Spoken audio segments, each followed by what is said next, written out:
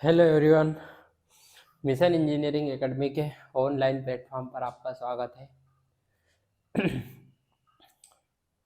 Friends, हम power system से related questions करने जा रहे हैं, जिसमें आज का चैप्टर है कंस्ट्रक्शन ऑफ डिस्ट्रीब्यूशन लाइंस। ठीक है, कंस्ट्रक्शन ऑफ डिस्ट्रीब्यूशन लाइन पर बेस्ड जितने भी क्वेश्चन प्रीवियस ईयर में आए हैं, जेई की एग्जाम हो, पीएसयू की हो, ठीक है, उससे रिलेटेड सारे क्वेश्चन की हम प्रैक्टिस करने वाले हैं। ठीक है, हमारा यही उद्देश्य है कि आप कम से कम टाइम में ज़्यादा से ज़्यादा चीज़ों को कवर कर सको, और एग्जाम पॉइंट ऑफ व्यू से हम उन्हीं क्वेश्चंस को यहाँ पर आपके सामने प्रस्तुत करने वाले हैं।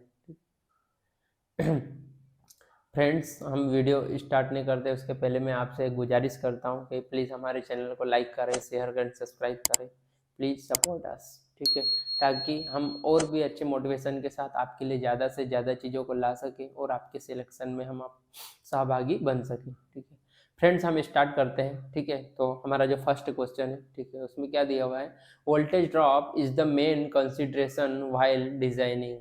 ठीक है, जब भी हम यहाँ पर तीन ऑप्शन हमको दिए गए, फीडर हो, डिस्ट्रीब्यूटर हो या सर्विसमैन, इनका डिजाइनिंग करते हैं तो वोल्टेज ड्रॉप को हम मेन कंसिडरेशन रखते हैं। तो वो ठीक है, कौन सा सिस्टम है ऐसा, फीडर में होता है, डिस्ट्रीब्यूटर में होता है या सर्विसमैन में होता है। तो फ्रेंड्स, ये जो डिस्ट्रीब्यूटर होता है, इसके केस में जो वोल्टेज ड्रॉप होता है वो हमारा मेन कंसिडरेशन होता है। ठीक है, देखो डिस्ट्रीब्यूटर क्या होता है, एक कंडक्टर होता है ना, जो कि हम क्या करते हैं, सप्लाई से कंज्यूमर तक जो हम देते हैं। ठीक है, और जो करंट होगा डिस्ट्रीब्यूटर के थ्रू वो कांस्टेंट नहीं होता है। क्यों नहीं होता है? क्योंकि जो टेपिंग ली जाती है ना, वो वो वेरियस प्लेसेस में लेते हैं अलोंग इट्स लेंथ। ठीक है, मतलब हम ये कह सकते हैं कि current through the distributor is not constant because taping are taken at various places along its length। ठीक है, इसकी जो लेंथ होती है ना, इसकी पूरी लेंथ जितनी भी होगी डिस्ट्रीब्यूटर की, उसमें हम क्या करते हैं, डिफरेंट डिफरेंट प्लेसेस पे हम क्या करते हैं, टेपिंग ले लेते हैं। तो इसमें क्या होता है कि ये करंट जो होता है वो कांस्टेंट नहीं होगा। और एक और इसमें पॉइंट है कि जब हम डिस्ट्रीब्यूटर की डिजाइनिंग करते हैं तो जो वोल्टेज ड्रॉप होता है वो मेन कंसिडरेशन होता है। ठीक है, यदि हम यहाँ पर बात करें तो जो लिमिट होगी वोल्टेज वेरिएशन की वो होगी ±6% of rated value at consumer terminal. ठीक है, यहाँ पर क्या बोला गया है, यहाँ पर ये दिया गया है कि देखो जो डिस्ट्रीब्यूटर होता है, ठीक है, जो डिस्ट्रीब्यूटर होता है, इसमें क्या होता है, वोल्टेज ड्रॉप जो होता है वो मेन कंसिडरेशन होता है। क्या होता है, जो वोल्ट ड्रॉप होगा वो क्या होता है, मेन कंसिडरेशन होता है।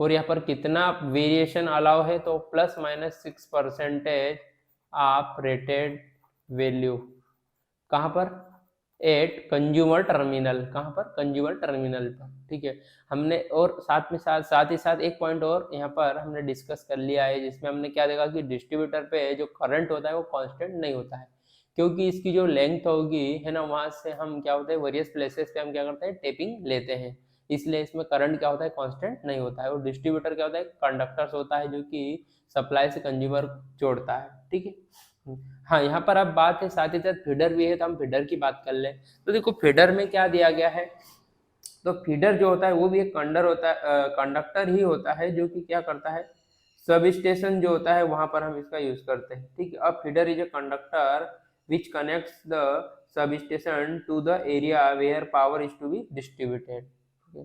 तो मतलब सब स्टेशन पे रहता है क्या, फीडर कहाँ रहता है, सब स्टेशन में रहता है। ये क्या करता है, ये भी एक प्रकार का कंडक्टर ही होता है, जो कि क्या करता है, सब स्टेशन से क्या होता है, जो एरिया होता है जहाँ पर पावर हमको डिस्ट्रीब्यूट करना होता है उसको जोड़ता है, कौन, फीडर। जो मेन कंसिडरेशन होता है फीडर की डिजाइन में वो होता है क्या, करंट कैरिंग कैपेसिटी, है ना। जब भी हम फीडर डिजाइन करते हैं तो उसमें मेन कंसिडरेशन क्या होगा, करंट कैरिंग कैपेसिटी। जबकि डिस्ट्रीब्यूटर की डिजाइन में मेन कंसिडरेशन क्या होगा, वोल्टेज ड्रॉप। हाँ हाँ, यहाँ पर एक ऑप्शन और दिया हुआ है, जैसे कि क्या दिया हुआ है, सर्विस मेंस। तो सर्विस मेंस क्या हो जाएगा, ठीक है। तो हम यदि बात करें सर्विस मेंस की, तो ये जनरली क्या होता है, एक स्मॉल केबल होती है जो कि डिस्ट्रीब्यूटर को कंज्यूमर टर्मिनल से जोड़ती है, ठीक है। कंज्यूमर टर्मिनल को डिस्ट्रीब्यूटर से जोड़ती है, ठीक है, एक स्मॉल केबल होती है। तो यहाँ हमने फर्स्ट क्वेश्चन से हमने क्या क्या देख लिया कि जो वोल्टेज ड्रॉप होता है वो मेन कंसिडरेशन होता है किसके केस में, डिस्ट्रीब्यूटर के केस में। साथ ही साथ डिस्ट्रीब्यूटर में जो वोल्टेज ड्रॉप का जो वेरिएशन होगा, allowable variation at consumer terminal, वो कितना हो जाएगा, +-6%, ठीक है। कितना हो जाएगा, +-6%, ठीक है। एज वेल एज हम एक बात और यहाँ पर ऐड कर सकते हैं कि जो डिस्ट्रीब्यूटर होगा, है ना, वहां पे करंट कांस्टेंट नहीं होता है, ठीक है। तो जो डिस्ट्रीब्यूटर के थ्रू जो करंट फ्लो होगा वो क्या होता है, कांस्टेंट नहीं होता है। क्यों नहीं होता है, क्योंकि along its length various places पे हम क्या करते हैं, यहाँ पर टेपिंग ले लेते हैं। तो यहाँ पर जो हमारा राइट आंसर क्या हो जाएगा, तो हमारा राइट आंसर हो जाएगा डिस्ट्रीब्यूटर, ठीक है। डिस्ट्रीब्यूटर के केस में हम क्या करते हैं, डिस्ट्रीब्यूटर के केस में हम क्या करते हैं, यहाँ पर वोल्टेज ड्रॉप को मेन कंसिडरेशन में रखते हैं, ठीक है।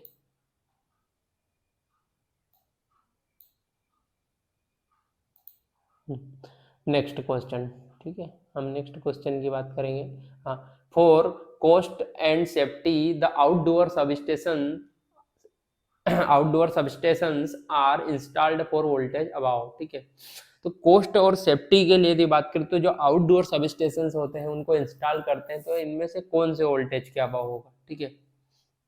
11 केवी से अबाव पर, 33 केवी से अबाव, 60 केवी से अबाव, या 110 केवी से अबाव, ठीक है। तो यहाँ पर बात करें तो कोस्ट और सेफ्टी के लिए जो आउटडोर सबस्टेशन होगा उनको इंस्टॉल किया जाता है फॉर वोल्टेज अबाव 33 केवी, ठीक है। कौन से वोल्टेज क्या अबाव होगा, तो ये हो जाएगा वोल्टेज अबाव 33 केवी, ठीक है। तो ऑप्शन बी क्या हो जाएगा, यहाँ पर राइट हो जाएगा। यहाँ पर बात करें तो जो आउटडोर सबस्टेशन होते हैं उसमें कुछ एडवांटेजेस होते हैं एज कम्पेयर टू इंडोर। तो वो एडवांटेज क्या क्या हो सकते हैं उसकी बात करते हैं। तो सारे जो इक्विपमेंट होते हैं, है ना, वो क्या होता है, विद इन व्यू होते हैं, एंड इसीलिए क्या होता है ना, इसीलिए क्या होता है, इसमें जो फॉल्ट होगा, है ना, वो लोकेट हो जाता है इजीली, ठीक है। फॉल्ट को लोकेट करना इजीली हो जाता है, ठीक है। फॉल्ट की लोकेशन देखना यहाँ पर इजी हो जाता है, क्यों, क्योंकि सारे इक्विपमेंट जो होते हैं वो दिखते हैं, विद इन व्यू होता है, ठीक है।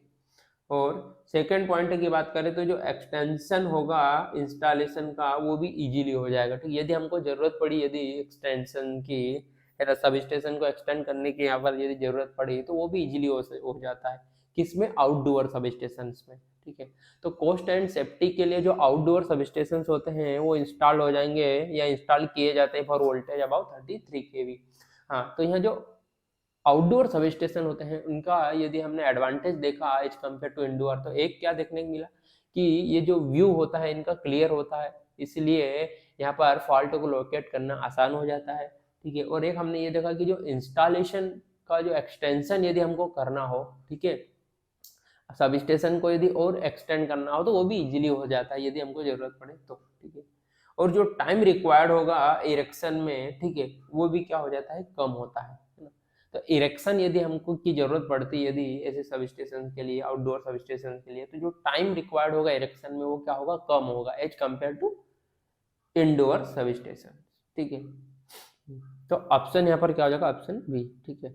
अब हम बात करेंगे नेक्स्ट क्वेश्चन की, क्वेश्चन नंबर 3, ठीक है। क्वेश्चन नंबर 3 में क्या दिया हुआ है, इन इंडिया, ठीक है, dash supply is 450 volt supply through 4 wire, ठीक है।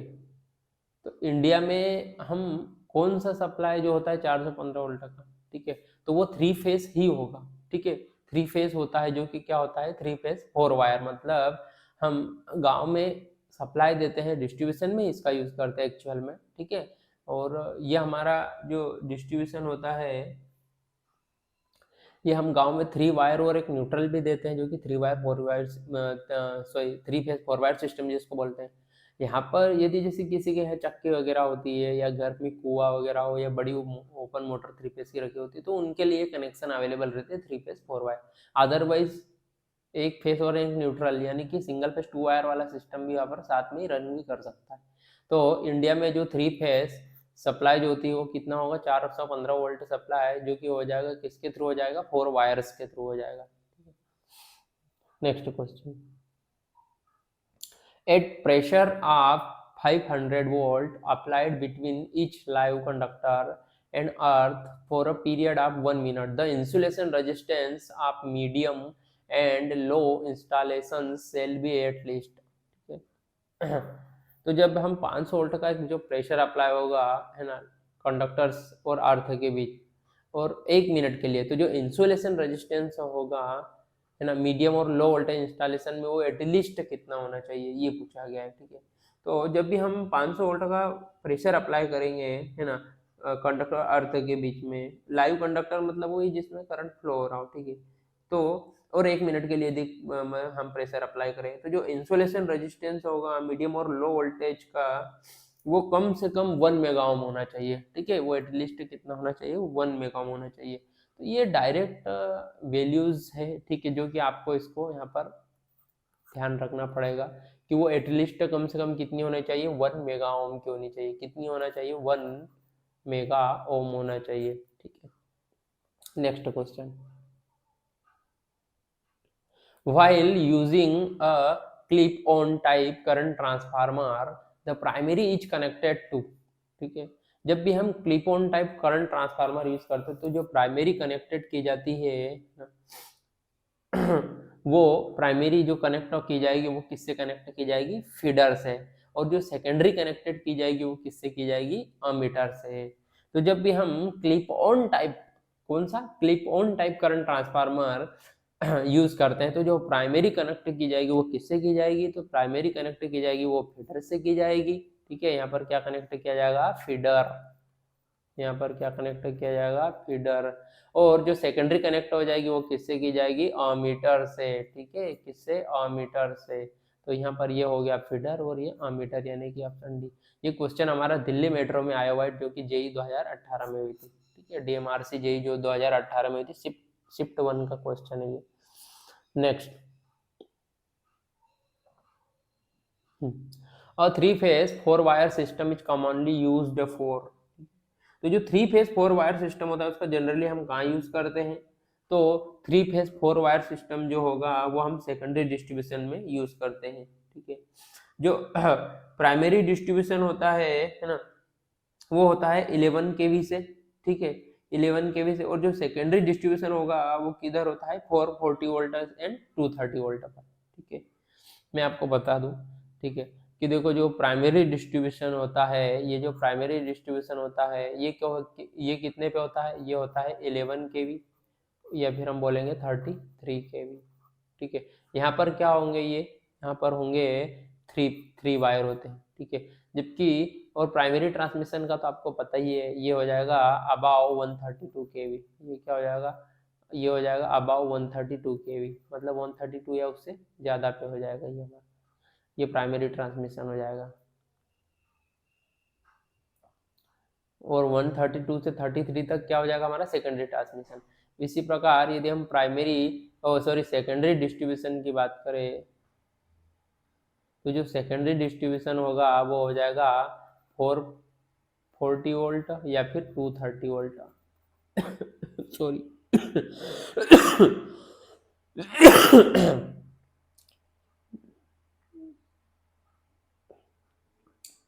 तो फ्रेंड्स हम बात कर रहे थे 3 फेज 4 वायर सिस्टम। तो ये सेकेंडरी डिस्ट्रीब्यूशन में यूज किया जाता है जिसमें वोल्टेज लेवल रहता है 440 वोल्ट से या 230 वोल्ट।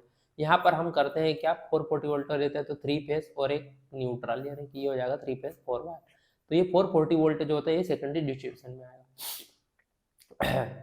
नेक्स्ट, तो ऑप्शन सी क्या हो जाएगा हमारा, यहाँ पर राइट हो जाएगा option C, secondary distribution. For a distributor design, if voltage rating is increased by n times, the conductor size reduces to। तो देखो मैं आपको बता ही चुका हूँ कि जब हाई वोल्टेज पर, ठीक है, हाई वोल्टेज पर यदि ट्रांसफर करते हैं पावर को, ठीक है, हाई वोल्टेज पर ट्रांसफर करते हैं तो इससे क्या होता है, जो पावर कैपेसिटी होगी वो बढ़ेगी और जो कंडक्टर का जो पावर लॉस होगा वो रिड्यूस होगा और कंडक्टर्स जो क्रॉस सेक्शन एरिया होगा या वॉल्यूम होगी वो भी कम होगी। तो ये हमने देखा था कि जो पावर लॉस होता है वो कम कैसे हो रहा था, वोल्टेज के स्क्वायर, ठीक है, वोल्टेज के स्क्वायर से। इसी प्रकार पावर का सेंडिंग भी प्रोपोर्शनल हो रहा था किसके, वोल्टेज के स्क्वायर के। हाँ, जब हमने क्रॉस सेक्शन एरिया की देखी तब भी वही सेम कंडीशन आ रही थी, क्योंकि जो पावर लॉस होता है वो किस में होता है, वो होता है आई स्क्वायर आर लॉस ही होता है एक प्रकार से, ठीक है। तो इन सब पॉइंट ऑफ व्यू को देखते जाए तो यदि वोल्टेज को आपने n टाइम्स से यहाँ पर क्या किया है, इंक्रीज किया है, तो जो कंडक्टर का साइज होगा वो रिड्यूस होगा बाय 1/n² टाइम, ठीक है। यहाँ पर ये हो जाएगा साइज जो हो जाएगा वो क्या हो जाएगा, इनवर्सली प्रोपोर्शनल टू वोल्टेज का स्क्वायर, ये फंडा है, ठीक है। तो आपने यदि कंडक्टर का साइज यदि 1/n किया है तो जो वोल्टेज होगा वो कितना हो जाएगा, 1/n² होगा। और यदि आपने वोल्टेज को 1/n किया है तो कंडक्टर का साइज कितना हो जाएगा, 1/n² से रिड्यूस होगा, ये यहाँ पर कॉन्सेप्ट है। तो यहाँ पर राइट चॉइस क्या होगी हमारे आंसर की, क्वेश्चन की, तो ये हो जाएगा 1/n², ठीक है। Next question, one ring network of distributor is fed by more than one feeder in the dash electrical power distribution system, ठीक है। तो एक जो रिंग नेटवर्क होता है डिस्ट्रीब्यूटर का वो फेड किया जाता है मोर देन वन फीडर्स से, ठीक है। तो वो किस में होगा, ठीक है। अब ऐसा कौन सा नेटवर्क है जिसमें दो फीडर होते हैं या दो से ज्यादा होंगे, ठीक है।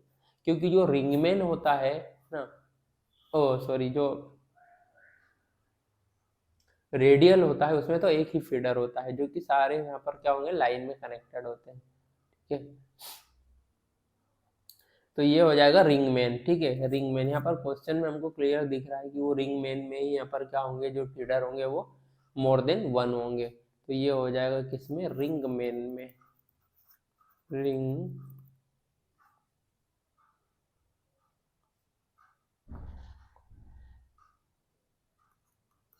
मैन में।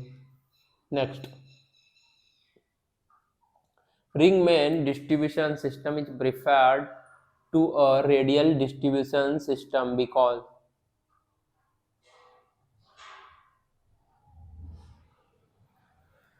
ring main distribution system is preferred to a radial distribution system because, अच्छा, तो यहाँ पर हमें ये पूछा गया कि जो रिंग मैन डिस्ट्रीब्यूशन सिस्टम है वो हम प्रीफर करते हैं कंपेयर टू रेडियल फीडर या रेडियल डिस्ट्रीब्यूशन सिस्टम। क्यों, it is less expensive, voltage drop in the feeder is more, या पावर फैक्टर इज हायर, या फिर सप्लाई इज मोर रिलायबल, ठीक है। तो इसमें से कौन सा ऐसा रीजन है, ठीक है।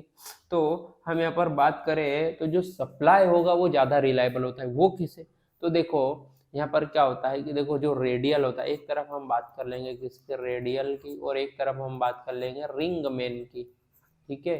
ये हो जाएगा रिंग मैन की। अब मैंने आपको बताया था कि रिंग मैन में जो फीडर होंगे, सप्लाई फीडर, वो वन मोर देन वन होते हैं, बट रेडियल में क्या होता है, एक ही होगा।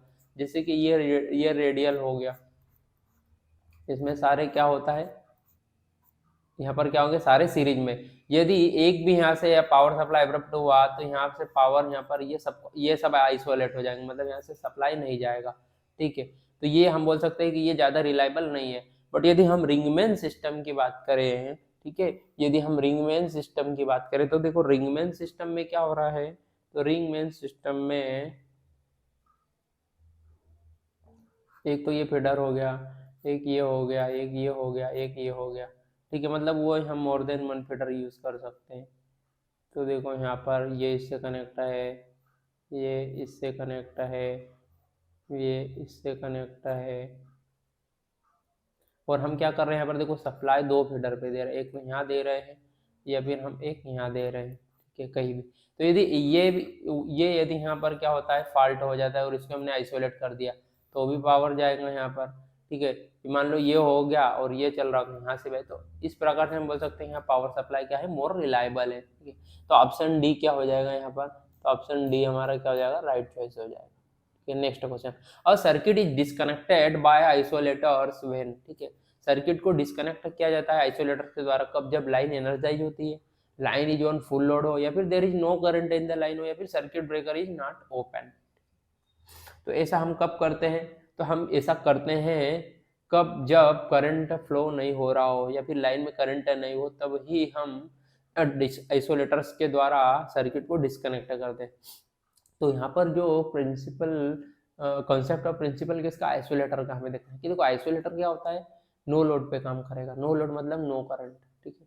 तो इसीलिए तो करंट नहीं होगा, तभी तो आइसोलेटर का हम यूज करेंगे। आइसोलेट का काम होता है कि सर्किट को आइसोलेट करना, ठीक है ना। तो यहाँ पर क्या हो जाएगा, ये हो जाएगा option C, there is no current in the line.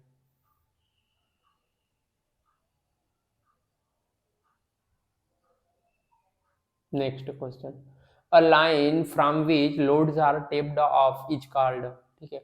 A line from which load are tapped off is called, ठीक है। तो ये कौन सी लाइन जिसमें जिसे लोड को हम टेप ऑफ कर देते हैं, ठीक है, टेप ऑफ किया जाता है, तो वो हो जाएगा डिस्ट्रीब्यूटर, ठीक है।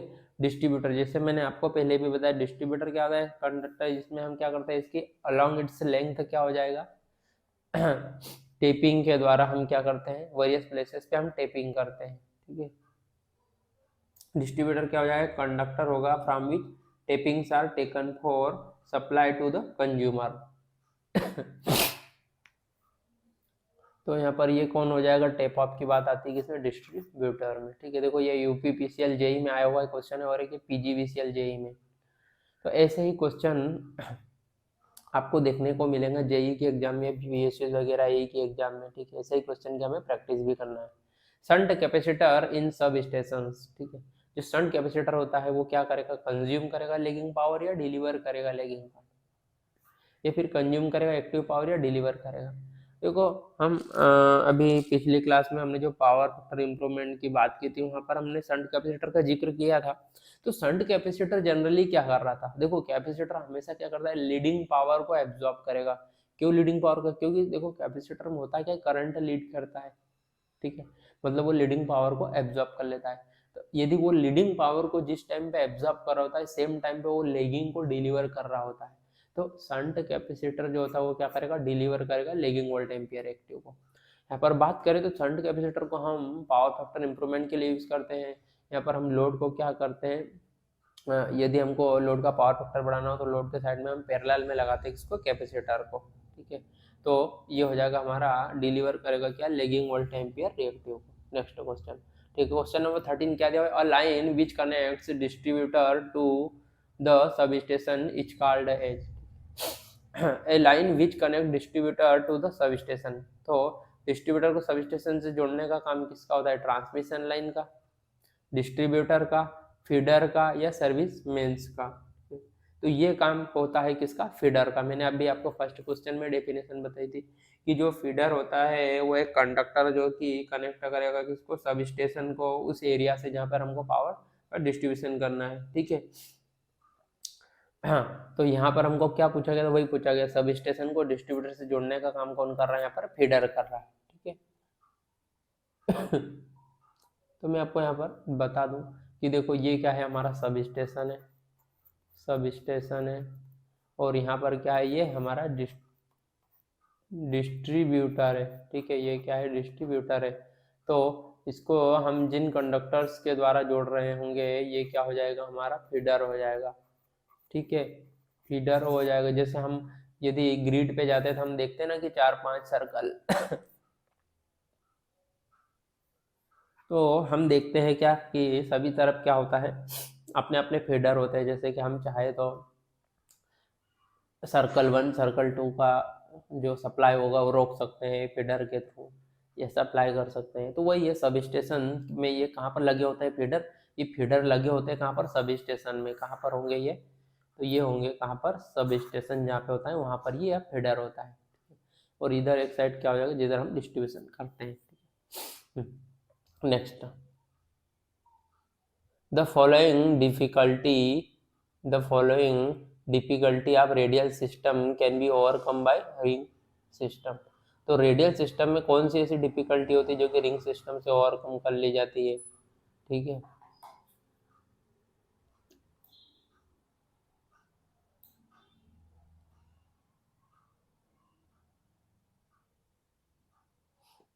Higher length of conductor, voltage is affected much at far away load from the substation, या feeder is connected to supply from both end, या फिर high cost of radial system.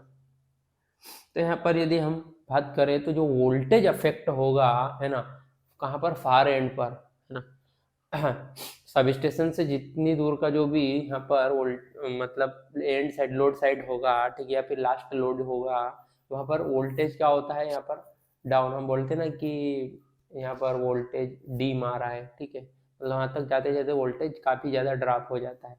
तो उस डिफिकल्टी को ओवरकम किसके द्वारा किया गया, रिंग सिस्टम के द्वारा।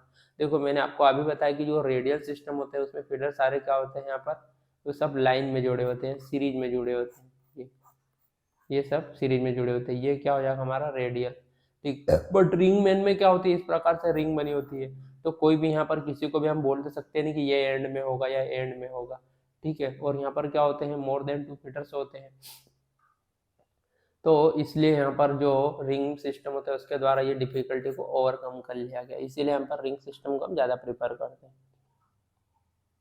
The load side typical distribution system है, ठीक है, जो लोड होता है उधर हम जो टिपिकल डिस्ट्रीब्यूशन सिस्टम होता है वो उसमें कितने वायर होते हैं और क्या वोल्टेज लेवल होना चाहिए, तो वो 4 वायर 440 वोल्ट तक रखते हैं, ठीक है, हम क्या रखते हैं 4 वायर 440 वोल्ट तक रखते हैं। ये अभी हम पिछले क्वेश्चन में भी इसके बारे में डिस्कस कर ही चुके हैं, ठीक है। Next question, identify the property for neutral wire and earth wire from the given list. It is connected to the neutral point of the transformer, that is earthed at the substation. It is solid earth at the substation. Unbalanced current flow through it. Only fault current flows through it. तो ऐसा तो होता नहीं है, ठीक है, कि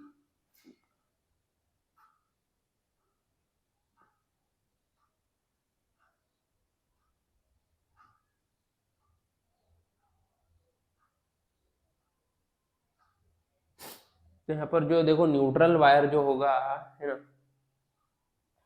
वो न्यूट्रल पॉइंट ऑफ ट्रांसफार्मर से कनेक्टेड किए जाते हैं ना, it is connected to the neutral point of the transformer. तो लाइन में देखो एक तो न्यूट्रल वायर होता है, एक और अर्थ वायर होता है, ठीक है। तो लाइन में जो न्यूट्रल वायर होगा, है ना, उसका हम कनेक्शन किससे करते हैं, ट्रांसफार्मर के न्यूट्रल पॉइंट से, जो कि सब स्टेशन पे हम क्या कर देते हैं, उसको अर्थ कर देते हैं, that is earthed at the sub station. और न्यूट्रल वायर में क्या होता है, अनबैलेंस्ड करंट फ्लो होगा, ठीक है। अनबैलेंस्ड करंट किसके थ्रू फ्लो होने वाला है, तो वो हो जाएगा न्यूट्रल वायर के थ्रू, ठीक है। हाँ, पर यदि हम बात करें किसकी, अर्थ वायर की, तो अर्थ वायर जो होता है वो सॉलिड अर्थ होगा, ठीक है। अर्थ वायर क्या हो जाएगा, अर्थ वायर एक सॉलिड अर्थ होगा एट द सब स्टेशन, और इसमें से क्या होगा, सिर्फ फाल्ट करंट ही फ्लो होगा, ठीक है, only fault current flows through it. तो हम यहाँ पर देख लेते हैं इसके बारे में कि देखो यहाँ पर क्या हो रहा था,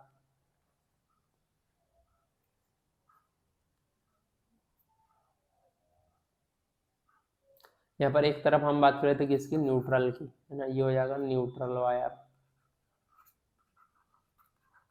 और एक तरफ क्या हो जाएगा, अर्थ वायर।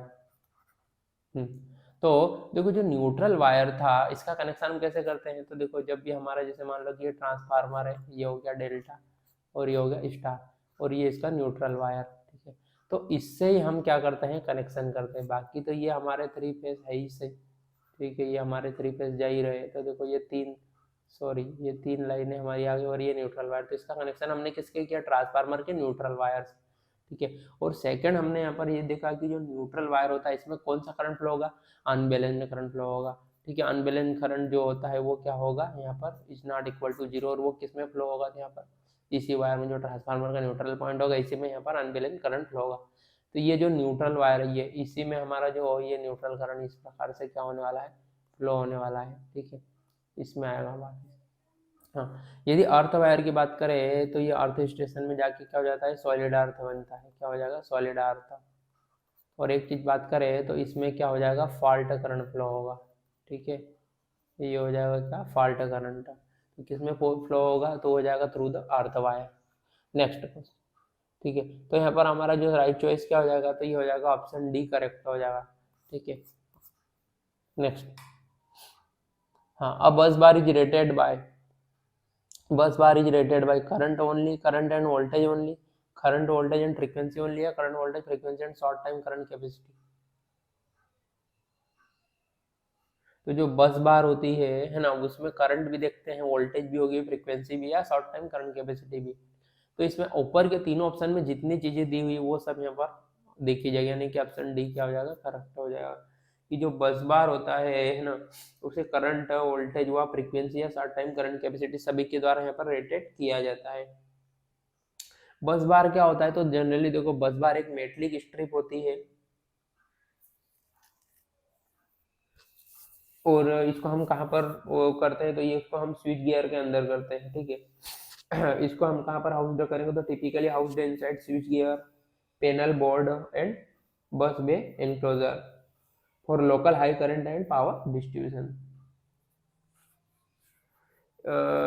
और इसको हम और भी हम कनेक्ट करते हैं हाई वोल्टेज इक्विपमेंट और लो वोल्टेज इक्विपमेंट, जैसे कि इलेक्ट्रिकल स्विच यार्ड में ये सब चीजें होती है, वहां पर हम इनको कनेक्ट करते हैं। तो बस बार को रेटेड किया जाता है इसके द्वारा, current, voltage, frequency and short time current capacity, ठीक है।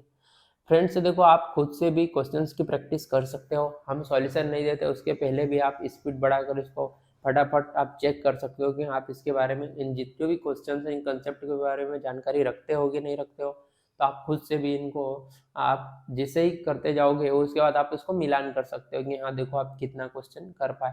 ये जस्ट लाइक एक टेस्ट सीरीज ही है, ठीक है। आपको जैसे जैसे टेस्ट सीरीज में जनरली क्या होता है कि पूरे सब्जेक्ट को ही के ही क्वेश्चन का मिक्सर होता है, यहाँ पर आपको पर चैप्टर यहाँ पर क्वेश्चन प्रैक्टिस कराई जा रही है, ठीक है। तो आप यहाँ पर चैप्टर क्वेश्चन प्रैक्टिस कर सकते हैं, इससे आपका पूरा का पूरा जो चैप्टर होगा उसमें कंसेप्ट आपको पता चलेंगे, और साथ ही साथ आप इसमें क्या होगा, अपना लेवल को यहाँ पर चेक कर पाओगे, जज कर पाओगे कि आप इसके बारे में कितना जानते हो, यदि यहाँ से कोई क्वेश्चन आते हैं तो आप कितना अच्छा परफॉर्म कर पाते हो, ठीक है। तो आपको इसीलिए ऐसे क्वेश्चंस की प्रैक्टिस करना है, ठीक है। तो फ्रेंड्स एक बार फिर से मैं आपसे रिक्वेस्ट करता हूँ कि प्लीज़ सपोर्ट अस, ठीक है। हम जो आपके लिए मेहनत कर रहे हैं, ठीक है, उसके लिए प्लीज़ हमें बस इतना ही चाहिए कि आप हमारे चैनल को लाइक करें, शेयर करें, सब्सक्राइब करें, ठीक है। वापिस हम आते हैं हमारे क्वेश्चन पर, ठीक है। Conductors which connects the consumers terminal to distribution line is known as, तो वो क्या होगा, सर्विस मेन्स होगी, डायरेक्टली हमको पता ही है कि देखो जो पोल होता है यहाँ से हम ये सब डिस्ट्रीब्यूटर यहाँ से, और ये क्या हो जाएगा कंज्यूमर, तो यहाँ से इस प्रकार से आपने देखा होगा कि हमारे घर पे एक फेज होता है, एक न्यूट्रल होता है, तो अर्थ वायर आता है ना।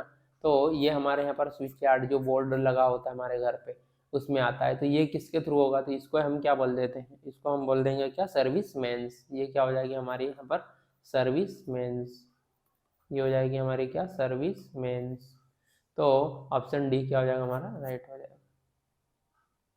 नेक्स्ट, और देखो यहाँ पर क्वेश्चन आप ये नहीं कह सकते कि ये सिर्फ जेई में ही आ रहा है, ये किसी भी एग्जाम में आ सकता है। देखो आपको यहाँ पर देखो ये वेस्ट बंगाल पीएससी एई में भी आया हुआ है, फिर ये देखो आरएस एमएस एसबी जेईएन में, वही जो राजस्थान का जो बोर्ड है उसमें जो जेईएन होता है उस डिप्लोमा एग्जाम में, एसएससी जेई में भी। अब एसएससी जेई के एग्जाम तो आपको पता है बीटेक वगैरह भी देते हैं और डिप्लोमा वाले भी देते हैं, मतलब ये दो सभी लेवल को मैच कर रहे हैं ऐसे क्वेश्चंस। तो आपको ऐसे क्वेश्चंस को छोड़ना नहीं है, ऐसे ही क्वेश्चन पे आपको क्या करना है, अपनी पकड़ बनानी है, ठीक है। Next, which distribution system is more reliable, ठीक है। कौन सा जो डिस्ट्रीब्यूशन सिस्टम ज्यादा रिलायबल होगा, ring main system, tree system, radial system, या ऑल आर इक्वली रिलायबल। तो देखो मैंने आपको पहले ही बता दिया, रिंगमैन सिस्टम जो होता है वो रेडियल से ज्यादा रिलायबल होता है, ठीक है। अब हम बात कर लेते हैं कि वो ट्री सिस्टम से भी ज्यादा रिलायबल होगा या नहीं, कौन, रिंगमैन सिस्टम। तो इसकी हम यदि बात करें तो जो रिंगमैन सिस्टम होता है वही सबसे ज्यादा रिलायबल होता है, ठीक है। वही है ना कि सप्लाई तो देना है, ठीक है, सप्लाई की तो हमको रिलायबिलिटी चाहिए सबसे ज्यादा, तो रिंगमैन सिस्टम ही ज्यादा रिलायबल होता है, ठीक है, एज कंपेयर टू अदर्स। देखो अगेन यहाँ पर इस क्वेश्चन की बात करें, देखो ये एसएससी में भी आया हुआ है, डब्ल्यूबीएससी में आया हुआ है, एसएससी जेई में आया हुआ है, फिर नागालैंड पीएससी में आया हुआ है, ये यूजीवीसीएल में आया हुआ है, ठीक है। Next question, power distribution by cable is generally adopted for line length, जो पावर डिस्ट्रीब्यूशन होगा केबल के द्वारा, ठीक है, उसके लिए जो लाइन लेंथ होगी उसकी रेंज क्या होगी, less than 10 kilometre, above 10 kilometre, less than 50 kilometre या अबाउ 50 किलोमीटर। तो क्वेश्चन में देखें तो यहाँ पर जो पावर डिस्ट्रीब्यूशन होगा by cable generally adapted for line length less than 10 kilometre, ठीक है। देखो ये इस प्रकार के डेटा है फ्रेंड्स, हमको ऐसे डेटा को ध्यान रखना पड़ता है। बाय डिफॉल्ट क्या भरोसा कि यही क्वेश्चन हमारा उठा के अभी आगामी एग्जाम्स में ला के रख दे हमारे सामने, और हमको ऐसी चीज़ों को नहीं पता रहता है। जनरली हम कोचिंग वगैरह या क्लासेस में भी ऐसी चीज़ें नहीं पढ़ पाते हैं, ठीक है, क्योंकि कोई भी टीचर होता है उसका यही फोकस होता है कि उसको इम्पोर्टेंट चीज़ें और ऐसी चीज़ें ही बताना होता है जो एग्जाम में आने के चांसेस रहते हैं। बट आजकल क्या है कि थोड़ा सा पैटर्न चेंज होने लगा है, कोई सा भी क्वेश्चन कहीं से भी उठा के हमारे सामने रख देते, और आप सबको पता है कि एक एक क्वेश्चन कितना इंपॉर्टेंट होता है, ठीक है। कई बार हम एक एक नंबर से हमारी रैंक फिसल जाती है, और देखो रैंक इसलिए भी जरूरी है क्योंकि वैकेंसीज अब इतनी ज़्यादा मात्रा में नहीं आती ना, ज़्यादा से ज़्यादा 50 100, हमको वही 100 अंडर 100 हो या फिर 150 हो, 100 अंडर 20 हो, ठीक है, या अंडर 5 यहाँ की आप कभी कभी आपको देखने के लिए मिलता है कि इलेक्ट्रिकल इंजीनियरिंग वालों के लिए 5 वैकेंसीज भी आती है, और हमको वहाँ भी लड़ाई लड़ना होता है। तो वहाँ पर देखो एक एक क्वेश्चन हमारे लिए एक एक नंबर का होता है, मोस्ट इंपॉर्टेंट हो जाता है। तो इसलिए हमको हमारी तैयारी को इसी लेवल का रखना है कि यदि कोई सा डाटा रिलेटेड भी क्वेश्चन आ जाए तो हम उसको आसानी से यहाँ पर हैंडल कर पाए, ठीक है। तो जो पावर डिस्ट्रीब्यूशन होगा बाय केबल वो जनरली अडॉप्ट किया जाता है for line length less than 10 kilometre, इसके लिए होगा less than 10 kilometre. Next, which of the following distribution system are preferred for good efficiency and high economy? तो जो डिस्ट्रीब्यूशन सिस्टम की बात करें तो सबसे ज़्यादा कौन सा होगा जिसकी इफिशियंसी अच्छी होगी और इकोनॉमी में भी जो अच्छा होगा, हाई इकोनॉमी होगी, ठीक है। तो 3 फेज 4 वायर या single phase 2 wire, 2 phase 3 wire या 3 फेज 3 वायर, ठीक है। तो देखो हम अभी तक देखते हुए आए हैं कि जो हमारा जो डिस्ट्रीब्यूशन हम कर रहे हैं, प्राइमरी डिस्ट्रीब्यूशन, सॉरी सेकेंडरी जो डिस्ट्रीब्यूशन होता है वो हम 3 फेज 4 वायर में ही करते हैं, ठीक है। क्या करते हैं हम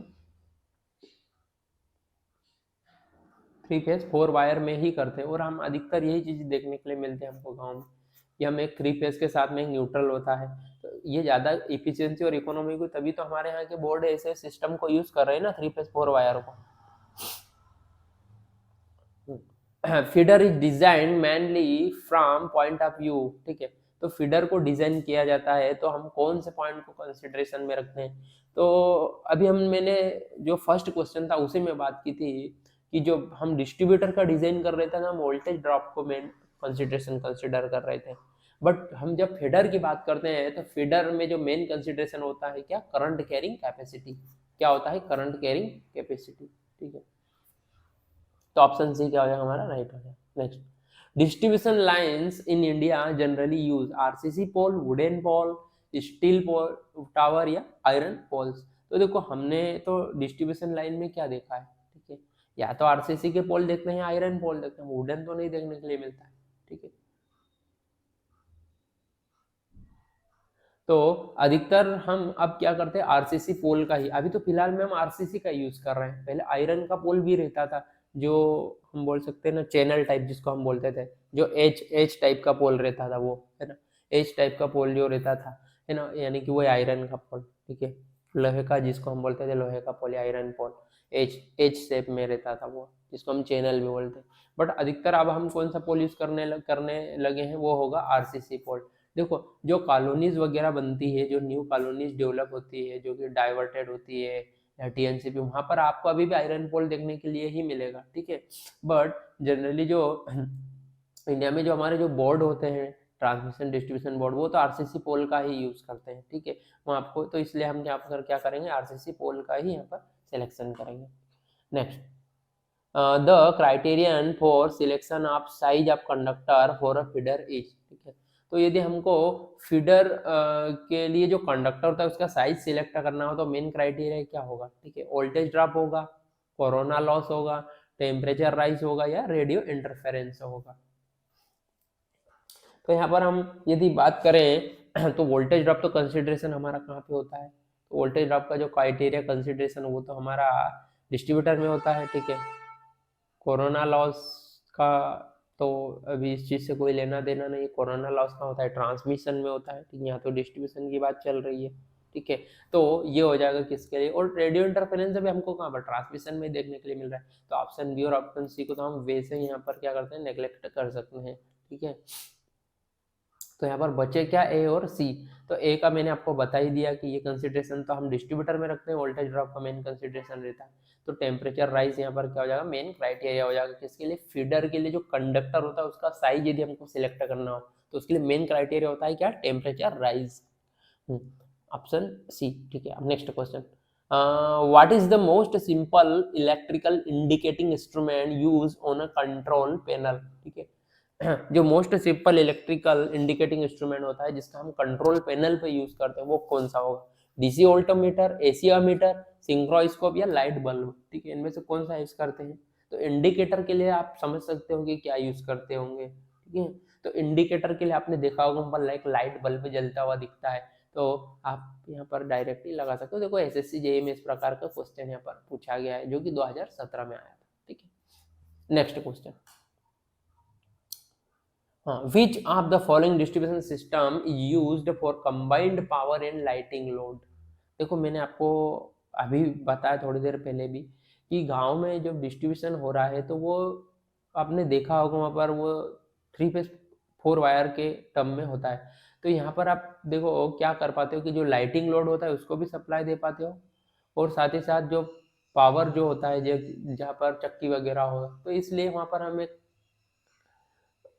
ऐसा अरेंजमेंट रखें कि जिससे हम सेम लाइन से हम 2 प्रकार के कंज्यूमर्स को यहाँ पर दे सकते हैं। एक तो जो पावर कंज्यूमर यानी कि जो लोड ज़्यादा रहता है वो, या फिर वही जनरली डोमेस्टिक जिसको हम बोलते हैं, ठीक है। तो इसके लिए क्या होगा, तो ये हम पहले बता ही चुके हैं, तो इसके लिए क्या होगा, 3 फेज 4 वायर यहाँ पर क्या हो जाएगा, बेस्ट चॉइस होगा, ठीक है, option C. Next question, which material is used for wiring continuous bus bar, ठीक है। मतलब यदि हमको बस बार को वायरिंग करना है ना, कंटिन्यूअस बस बार वायरिंग करना हो तो उसके लिए कौन सा मटेरियल यूज करेंगे, एल्यूमिनियम या कॉपर, या ओनली एल्यूमिनियम या ओनली कॉपर, ठीक है, या फिर एल्यूमिनियम और कॉपर दोनों, या इनमें से कोई, ठीक है। तो बस बार पे तो हम, मैंने तो एल्यूमिनियम ही देखा ऐसा, ठीक है। क्या होगा, तो बस बार पे क्या होगा, एल्यूमिनियम ही देखा और एल्यूमिनियम ही होता है, तो इसलिए ओनली वन एल्यूमिनियम जो होगा वो क्या हो जाएगा, यूज किया जाता है for wiring continuous bus bar. Next question, which among this is a part of distribution system. तो डिस्ट्रीब्यूशन सिस्टम का पार्ट कौन होगा, फीडर, डिस्ट्रीब्यूटर या सर्विसमैन्स।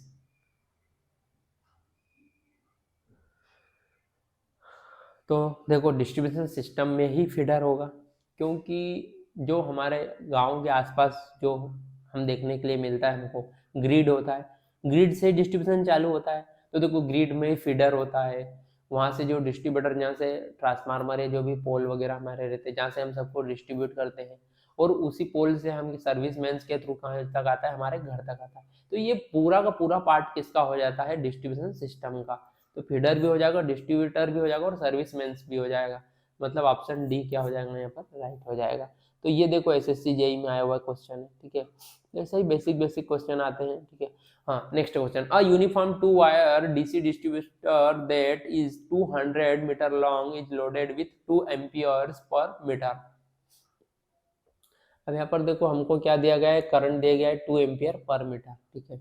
Resistance of single wire is 0.3 ओम पर kilometre. Calculate the maximum voltage drop if the distributor is fed from one and, ठीक है। यदि हम डिस्ट्रीब्यूटर को क्या करें, सप्लाई करें है ना, फेड करें कहाँ से, एक साइड से। तो यहाँ पर सबसे पहले हम ये देखेंगे कि जो रेजिस्टेंस है वो कितना है, ठीक है। देखो रेजिस्टेंस कितना है यहाँ पर हम वो देख लेते हैं। तो देखो जो रेजिस्टेंस होगा वो हो जाएगा कितना, 0.3 ओम पर किलोमीटर। हमको यहाँ पर वैल्यूज क्या में दी हुई, मीटर में, तो हम इसको इस प्रकार रख लेंगे यहाँ पर 1000 मीटर रख लेंगे, ये हो जाएगा ओम पर मीटर में, ठीक है। यदि हम बात करें तो टोटल रेजिस्टेंस कितना हो जाएगा, तो जो टोटल रेजिस्टेंस हो जाएगा, टोटल आर हो जाएगा वो कितना, तो वो 2 वायर के लिए होगा। टोटल रेजिस्टेंस कितना हो जाएगा,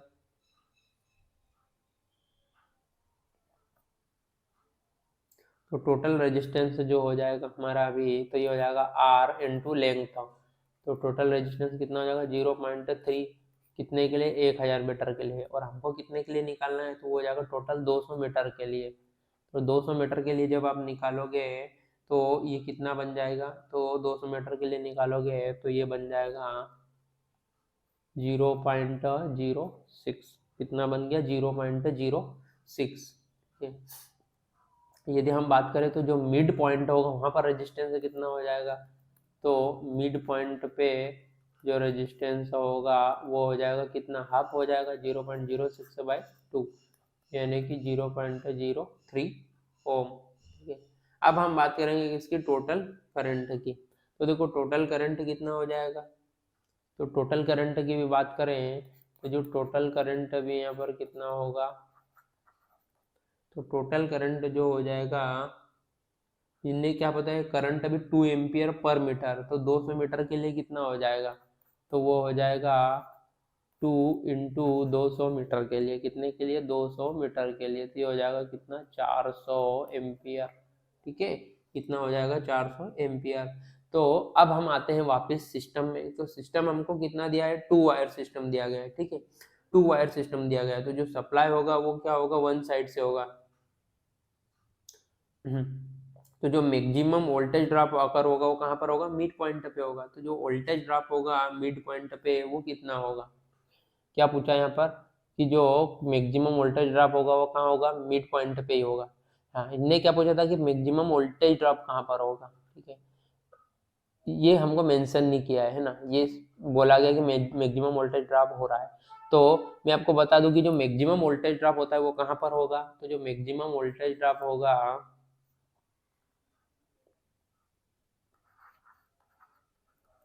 मैक्सिमम वोल्टेज ड्रॉप कहाँ होगा, वो होता है एट मिड पॉइंट। ठीक है, कहाँ पर होता है, मिड पॉइंट पर, कहाँ पर होगा, मिड पॉइंट पर होगा। ठीक है, मैक्सिमम वोल्टेज ड्रॉप कहाँ पर होगा, मिड पॉइंट पर होगा। तो हम मिड पॉइंट पे ही निकाल लेंगे। ठीक है, मिड पॉइंट पे क्या नहीं हो जाएगा, तो टोटल करंट हो जाएगा 400 इंटू मिड पॉइंट पे रेजिस्टेंस कितना है, तो रेजिस्टेंस हो जाएगा 0.03, तो ये कितना हो जाएगा, तो देखो यहाँ से हम 2 जीरो, तो ये यहाँ से भी हम 2 जीरो कैंसिल आउट कर देंगे, या फिर हम एक काम करते हैं ना, ये हो जाएगा 100, 2 जीरो से 2 जीरो, तो ये जाएगा कितना 4 3 12 वोल्ट। ठीक है, तो जो मैक्सिमम वोल्टेज ड्रॉप होगा वो कितना हो जाएगा, वो 12 वोल्ट होगा। ठीक है, वो कितना हो जाएगा 12 वोल्ट। ठीक है, तो ऑप्शन ए क्या हो जाएगा हमारा, राइट हो जाएगा। तो देखो फ्रेंड्स ये थोड़ा सा ट्रिकी क्वेश्चन था, क्वेश्चन में हमको एक बार फिर से चीज़ों को देख लेते हैं कि देखो 200 मीटर की लॉन्ग लाइन दी हुई थी और वो लोडेड थी और इसमें करंट कितना था 2 एम्पियर पर मीटर, पर 1 मीटर में 2 एम्पियर मतलब 200 मीटर में कितना 400 एम्पियर। अब रेजिस्टेंस की बात करें तो 0.3 ओम पर किलोमीटर, मतलब 0.3 ओम कितने के लिए, 1000 के लिए, है ना, 1000 मीटर के लिए। तो हमको 200 मीटर के लिए चाहिए था, तो वो कितना हो जाएगा 0.06 ओम बन जाएगा। अब यहाँ पर मिड पॉइंट पे रेजिस्टेंस कितना होगा, हाफ हो जाएगा, तो 0.06 का आधा कितना होगा 0.03।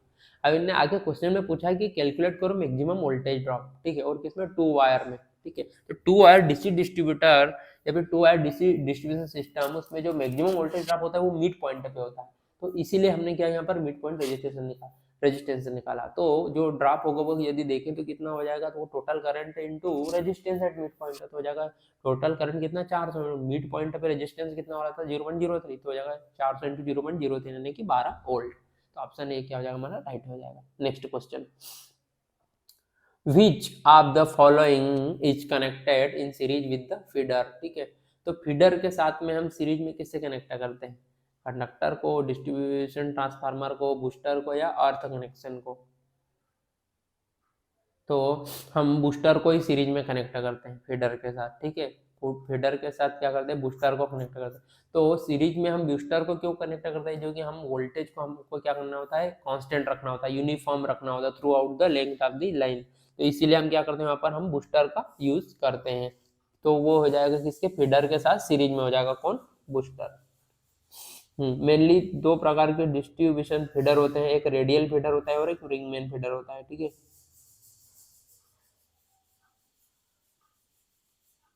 Next question, question number 31, for secondary distribution the transformer used is, ठीक है।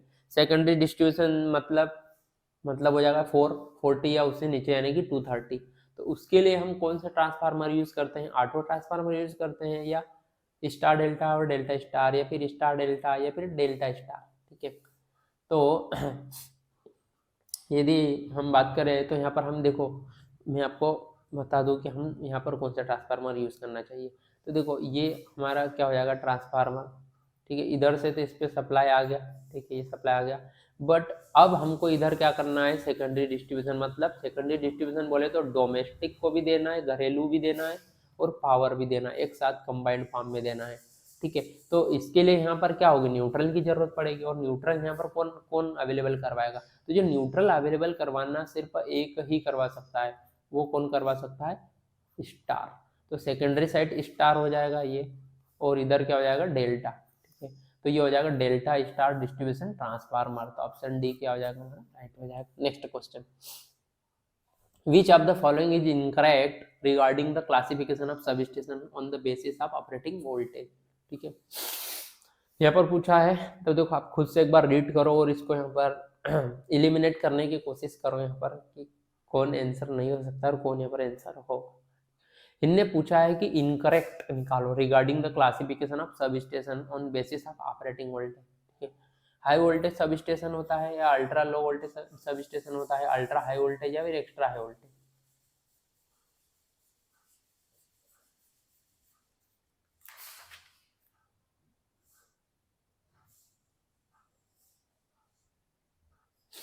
तो आपने कभी ऐसा कहीं नहीं सुना ना, इस सिस्टम में आप हाई वोल्टेज सुने हो, अल्ट्रा हाई सुने हो या एक्स्ट्रा हाई सुने हो, ठीक है।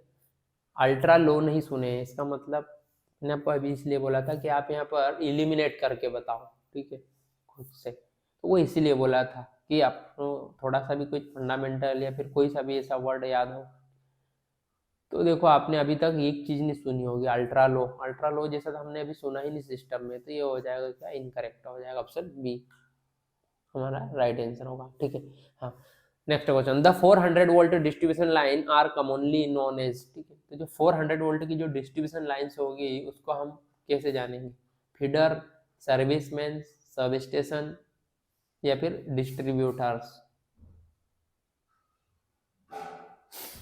तो क्या होगा, वो डिस्ट्रीब्यूटर से ही हो सकती ना, है ना। फीडर कैसे हो सकती है, ये तो ग्रिड पे होगा हमारा, ये सब स्टेशन वही है जो ग्रिड होता है। सर्विसमैन जो हमारे घर पे आता है, घर पे हमारा कितना आता है 230 वोल्ट होगा।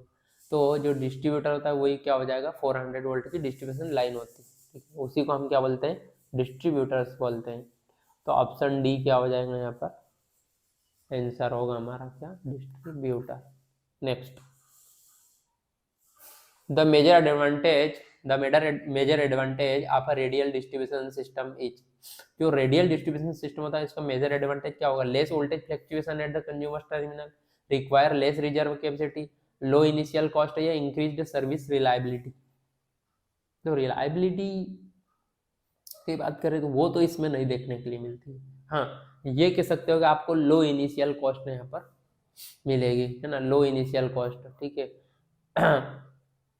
रिजर्व कैपेसिटी की तो यहाँ पर ज़्यादा जरूरत पड़ती ही है ना, लेस की तो बात ही नहीं होगी। और वोल्टेज फ्लक्चुएशन भी यहाँ पर ज़्यादा देखने को मिलेगा कंज्यूमर, क्योंकि यहाँ पर सारा जो हमारे जो वो होंगे कनेक्टेड होते हैं वो सब सीरीज में कनेक्ट होते हैं, सारे सिस्टम पूरा क्या होगा इन सीरीज होता है। तो इसीलिए यहाँ पर वोल्टेज फ्लक्चुएशन भी होगा और रिजर्व कैपेसिटी की रिक्वायरमेंट भी होती है।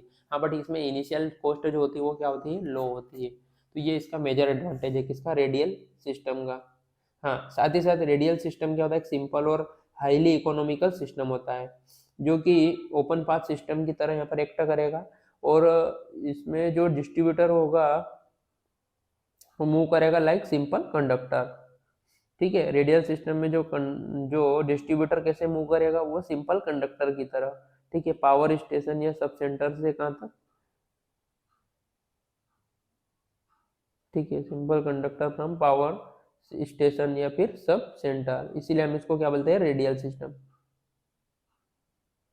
जो रेडियल सिस्टम होता है इसमें जो डिस्ट्रीब्यूटर होता है ना, उसको फेड करेंगे वन एंड से, कहाँ से, फीडर के एक वन एंड से, और जो इनिशियल कॉस्ट होगी सिस्टम की वो क्या होती है, लो होती है।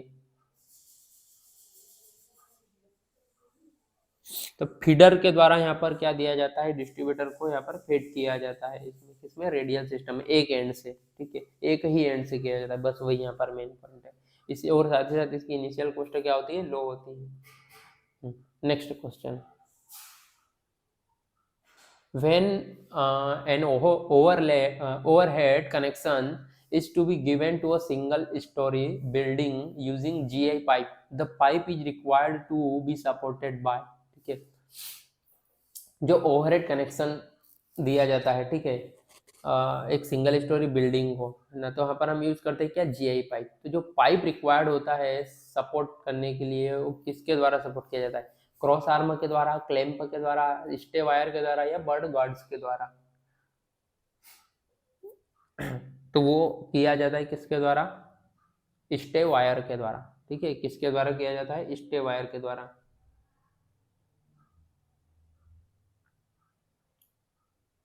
किसके द्वारा किया जाएगा, स्टे वायर के द्वारा, किसको, पाइप को support.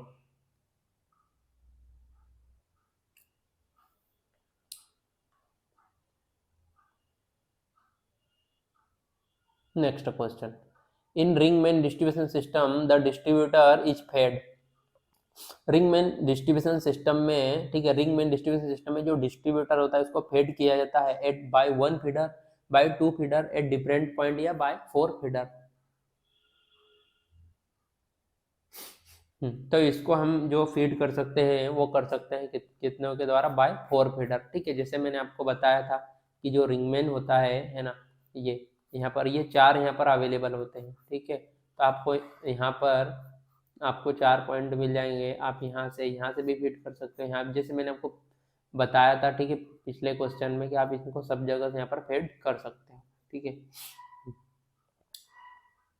Distributor is fed by four feeders. Which of the following voltage level is a valid secondary voltage distribution system.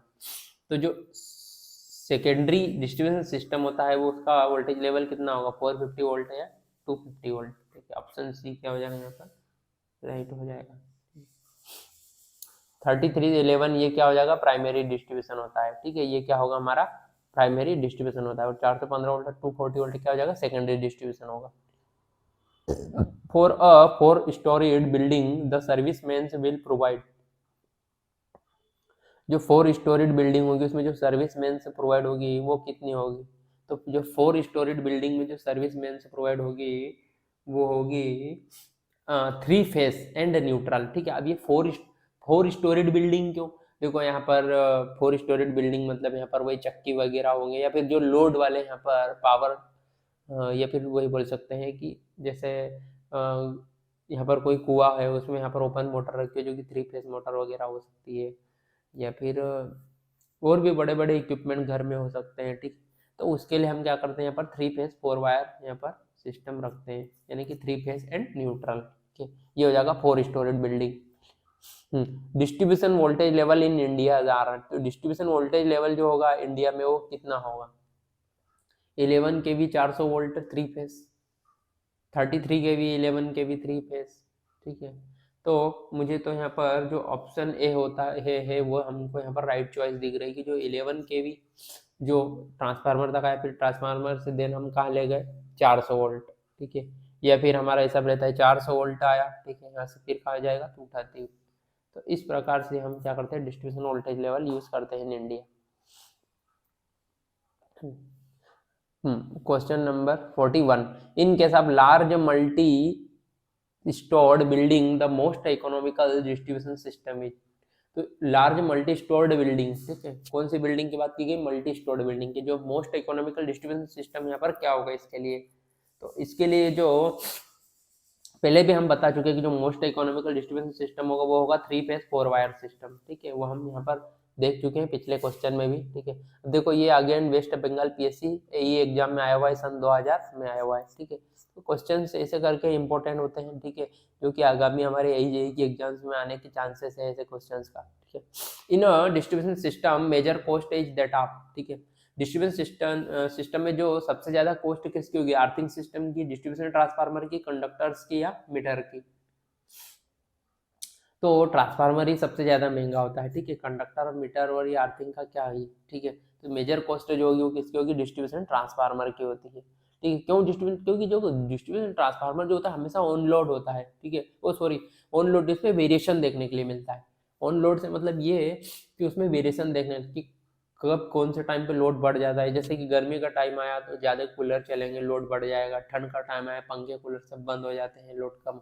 तो वेरिएशन देखने के लिए, इसलिए वहां पर उसकी कॉस्ट अच्छी या फिर उसकी क्वालिटी अच्छी रखना पड़ती है। Question number 43, outdoor switch gear is generally used for voltage beyond, ठीक है। जो आउटडोर स्विच गियर होता है ना, उसकी रेंज क्या होगी, वोल्टेज 11 केवी से बियॉन्ड होगी, 33 केवी से ज्यादा होगी, 66 केवी से या फिर 132 केवी से।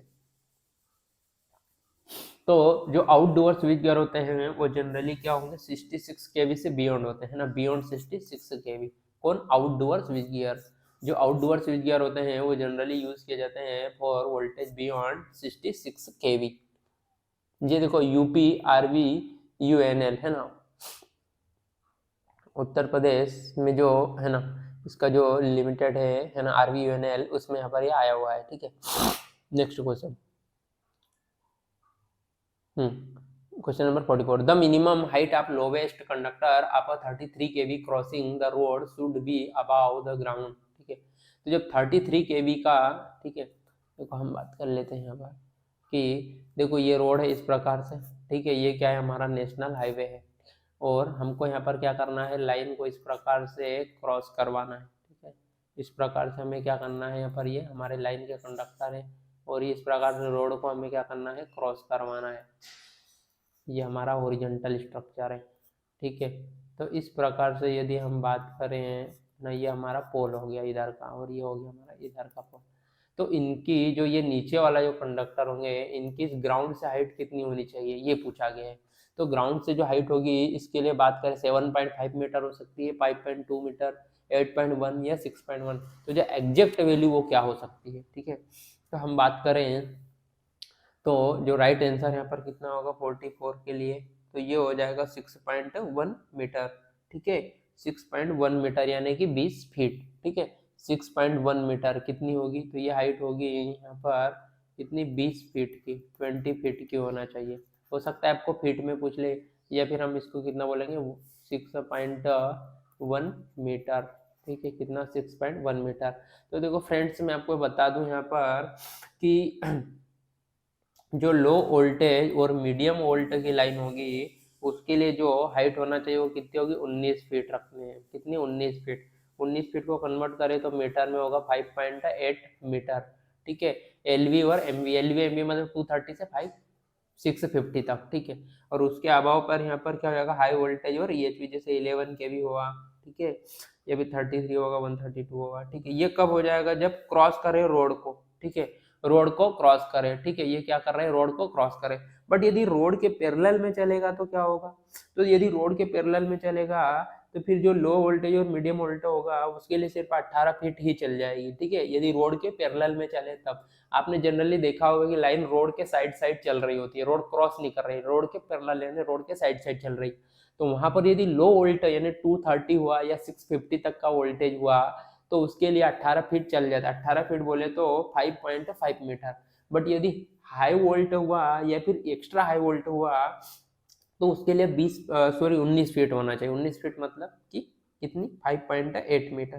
तो यहाँ पर हम देख सकते हैं कि जो 33 केवी वो हमारा कितने हाई वोल्ट में आ रहा है। तो उसके लिए जो रोड को क्रॉस करेंगे तो उसके लिए जो मिनिमम जो हाइट होगी lowest conductor to road surface वो कितनी हो जाएगी, गैप हो जाएगी 20 फीट की यानी कि 6.1 मीटर की, ठीक है।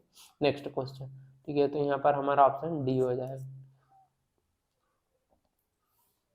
The minimum height of the lowest conductor of a 400 volt line passing along the road shall be above the ground। तो देखो पिछले क्वेश्चन में अभी हमने डिस्कस किया, तो यहाँ पर ये क्या कर रहा है, ये कि ये रोड को पास कर रहा है। अलोंग क्या कर रहा है, पासिंग अलोंग द रोड, ठीक है, मतलब रोड को पास कर रहा है। तो वही आज की जो ग्राउंड लेवल है उससे हाइट कितनी होनी चाहिए लोवेस्ट कंडक्टर की, तो वो मैंने अभी आपको बताया कि लो वोल्टेज हुआ या मीडियम मीडियम वोल्टेज हुआ तो उसके लिए कितनी रेंज रहेगी, तो उसके लिए 19 फीट। 19 फीट मतलब वही 5.5 टू अबाव, ठीक है, 5.5 या उससे अबाव, तो इसके लिए क्या हो जाएगा, ऑप्शन ये हो जाएगा 5.486।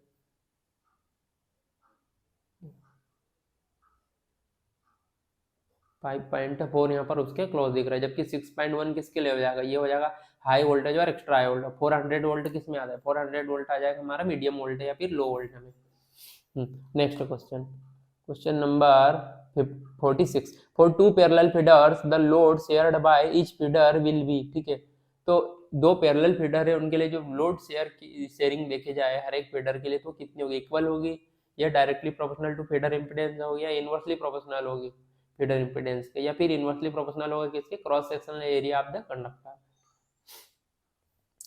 तो यहाँ पर जो पैरेलल फीडर होते हैं इसमें जब लोड शेयरिंग होगी इस फीडर के लिए वो क्या होगी, इनवर्सली प्रोपोर्शनल होगी किसके, फीडर इंपीडेंस की, ठीक है।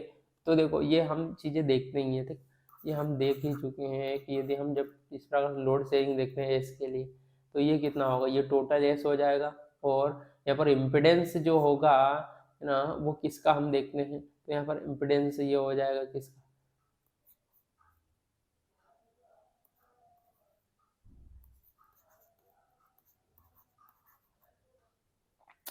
इस प्रकार से, ठीक है। तो यही चीजें हमें देखने, इसीलिए यहाँ पर ये क्या हो जाएगा, जो जो रेटिंग होगी वो क्या हो जाएगी, इनवर्सली प्रोपोर्शनल होंगे किसके, इम्पिडेंस के, ठीक है, inversely proportional to the feeder impedance, load sharing.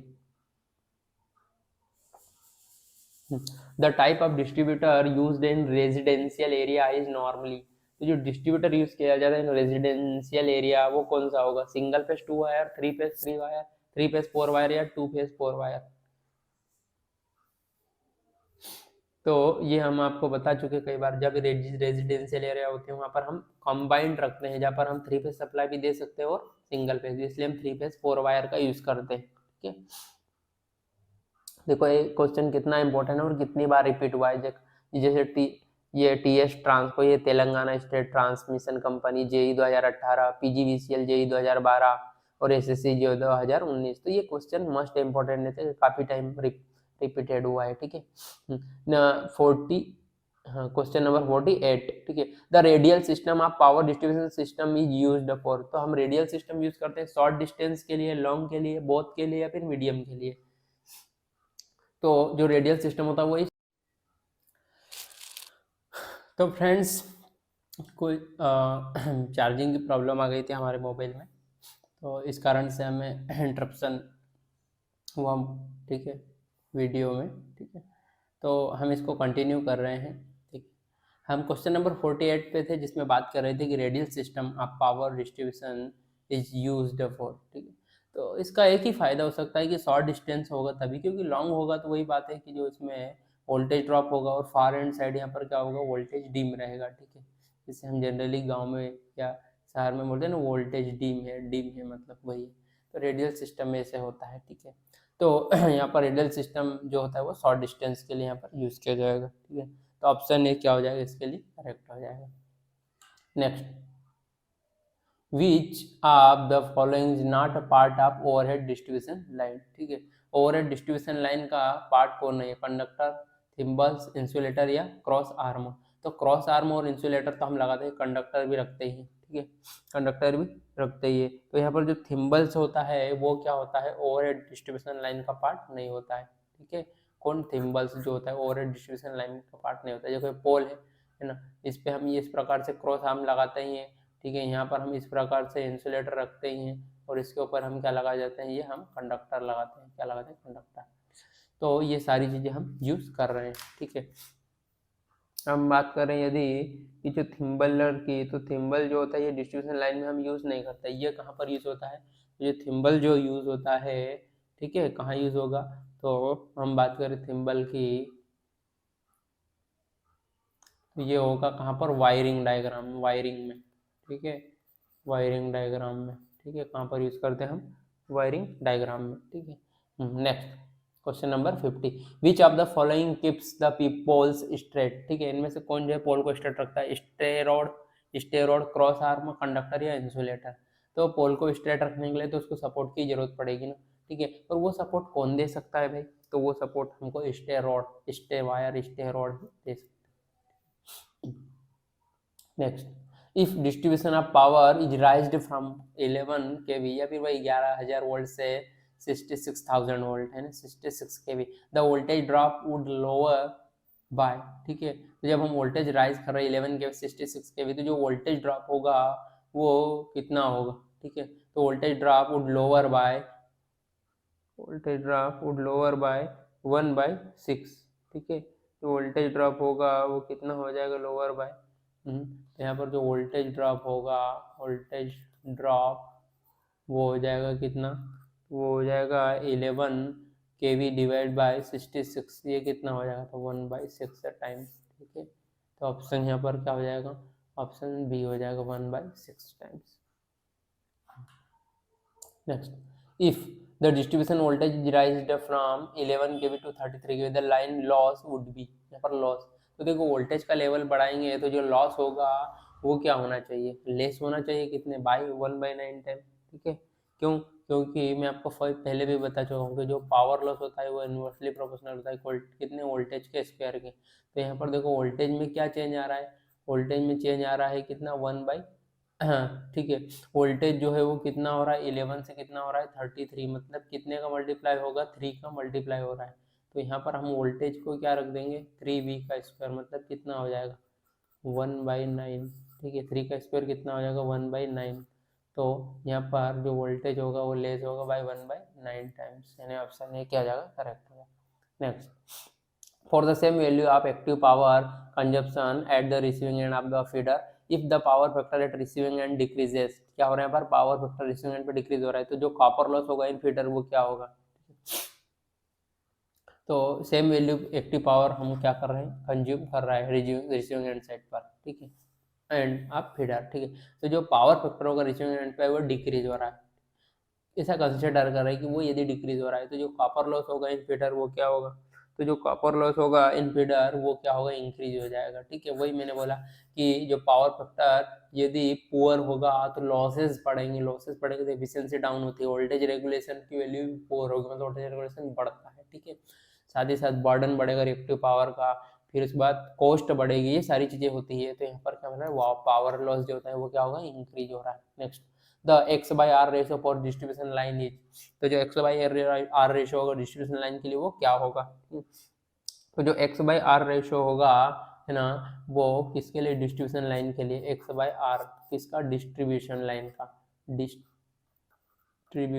Line का वो क्या होगा, मोर देन यूनिटी, क्या होगा, मोर देन 1, यानी कि मोर देन यूनिटी, ठीक है, क्या होगा, मोर देन यूनिटी, ये हमको ध्यान रखना इंपॉर्टेंट है, सीपीसीएल जेई में आया हुआ है, ठीक है, फिर से रिपीट होने के चांसेस है ऐसे क्वेश्चंस के कि जो x/r रेशियो होगा फॉर डिस्ट्रीब्यूशन लाइन कितना हो जाएगा, more than unity.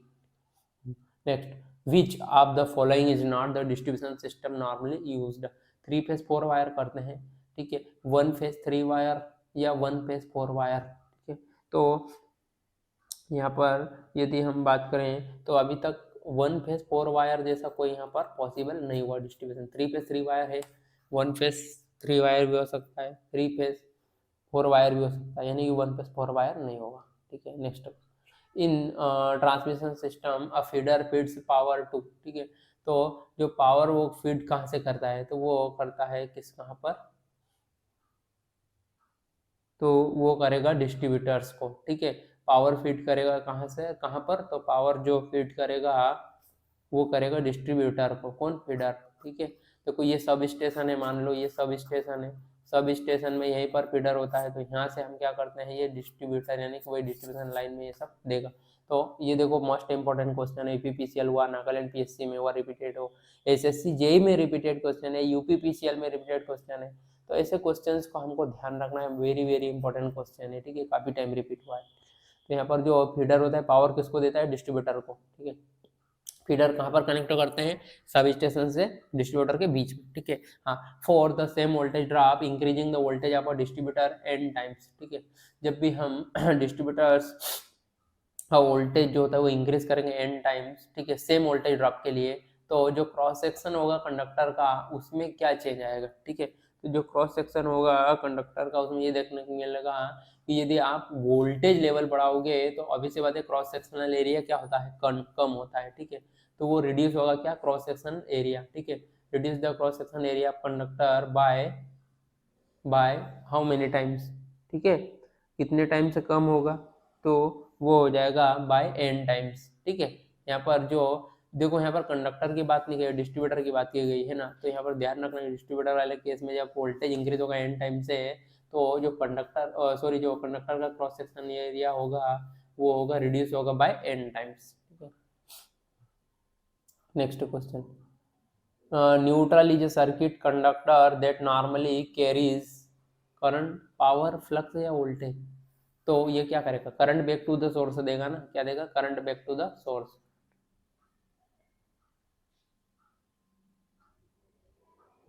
59 it is used in panels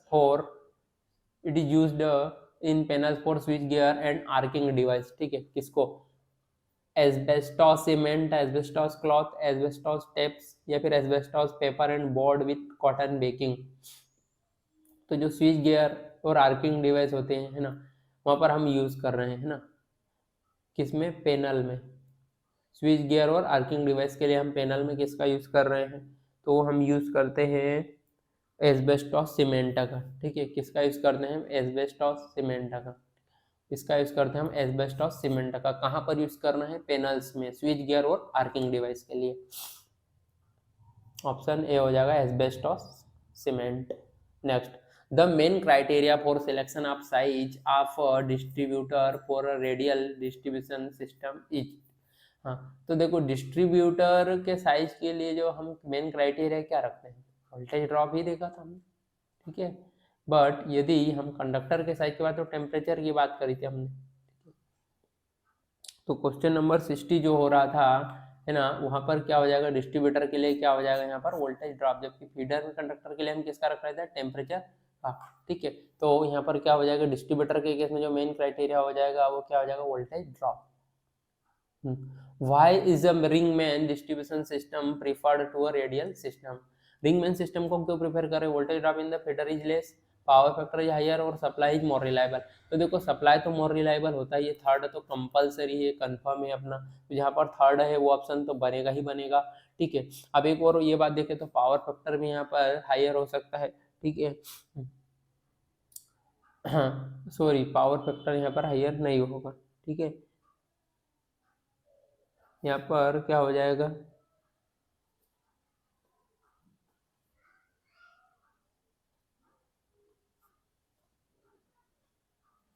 हाँ, तो पावर फैक्टर का इससे कोई लेना देना नहीं होता है। हाँ, वोल्टेज ड्रॉप जो होगा इन फीडर वो क्या हो जाएगा, लेस हो जाएगा, ठीक है। फीडर में जो वोल्टेज ड्रॉप होगा वो कितना होगा, तो फीडर में जो वोल्टेज ड्रॉप होगा वो क्या हो जाएगा, लेस हो जाएगा। तो ऑप्शन सी क्या हो जाएगा यहाँ पर, राइट हो जाएगा, 1 और 3। किसके लिए, यहाँ पर रिंगमैन सिस्टम के लिए, ठीक है। जहाँ पर क्या हो रहा है, रिंगमैन सिस्टम में voltage drop in feeder is less और supply is more reliable. Question number 62,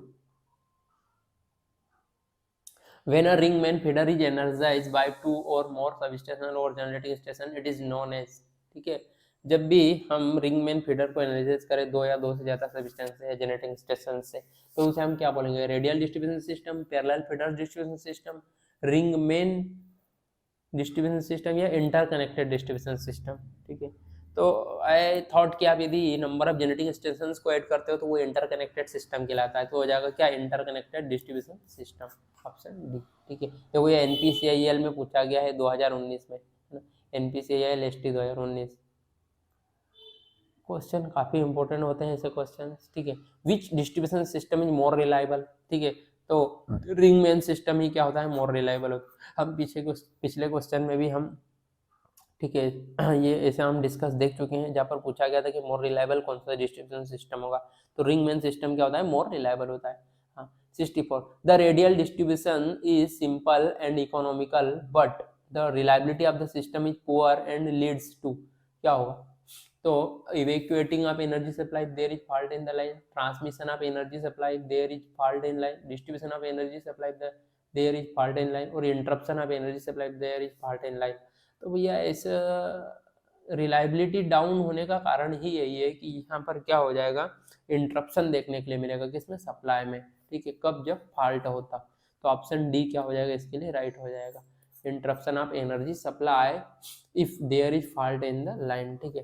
क्यों ऐसा हो रहा है, क्योंकि जैसे रेडियल सिस्टम का मैंने आपको बताया कि सब वो क्या होते हैं, सारे फीडर्स यहाँ पर क्या होंगे, इसमें सीरीज में जुड़े हुए होते हैं, और यदि एक पे भी यदि फॉल्ट आकर हुआ तो यहाँ पर एनर्जी सप्लाई में क्या हो जाएगा, रुकावट आ जाएगी, इंटरप्शन हो जाएगा, ठीक है। तो ये हमारे पूरे क्वेश्चन कंप्लीट हो चुके हैं, ठीक है, जो कि हमने बात की थी कंस्ट्रक्शन ऑफ डिस्ट्रीब्यूशन लाइन की, ठीक है। तो ये प्रॉपर हमने सबका कैलकुलेट सॉल्यूशन भी देख लिया है, ठीक है। आप इस लेक्चर को आप 1.5 की स्पीड से भी अटेम्प्ट कर सकते हो, खुद से भी आप इसका क्वेश्चन बना के देख सकते हो, ठीक है, और इसके बाद आप यहाँ पर जज कर सकते हो आपने कितने क्वेश्चन का सही ऑप्शन चूज किया है, ठीक है। उसी से आपकी तैयारी का आपको पता लग जाएगा। इस एक प्रकार से यही हमारी टेस्ट सीरीज भी हो सकती है, ठीक है। तो फ्रेंड्स, आई होप कि आपको मजा आया होगा, ठीक है। ऐसे ही अपनी पढ़ाई को जारी रखिए और सिलेक्शन लीजिए। एंड एक बार फिर से मैं रिक्वेस्ट करता हूँ फ्रेंड्स, हमारे चैनल को प्लीज़ लाइक करें, शेयर करें, सब्सक्राइब करें, ठीक। टेक केयर, बाय बाय, जय हिंद, जय भारत।